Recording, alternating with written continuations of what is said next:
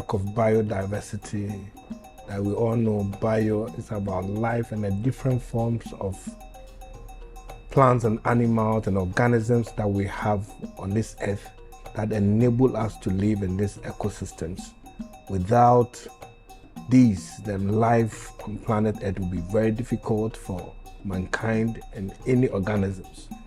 We do appreciate that biodiversity is very important to the aspect of humanity, but I think from our part of the world, and lots have not been exposed about what biodiversity is all about and its importance to our heritage and in terms of our tourism and other cultural activities. And because of that, the way we treat certain organisms really has affected lives and certain things that we used to do. In our part of the world, a lot depends on organisms. When it comes to certain heritage, there are certain plants that are being used for certain traditional setups or certain traditional and spiritual functions.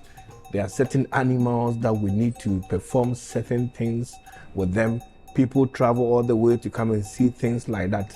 However, most of the community people largely don't understand or appreciate some of these things, so they don't really take good care of the plants and animals and other biodiversity that we have in our environment, and that causes a lot of distractions, i.e.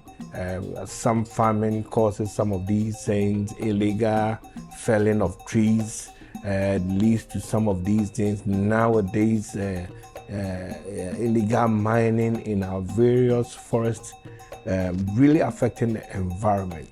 And all these things that we are doing have effect on biodiversity. And again, it's also linked to the climate change, because when we do this, it's affecting the various species we have on Earth, and that has its effects on the environment.